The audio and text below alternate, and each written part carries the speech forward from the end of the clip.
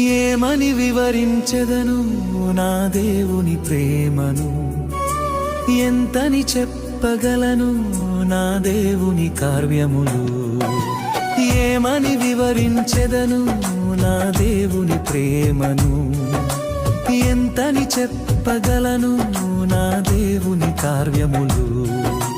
నీ కృపవర్షమే నాపై కురిపించినావు, నా యందు దయ చూపి నన్ను ఘనపరచినావు.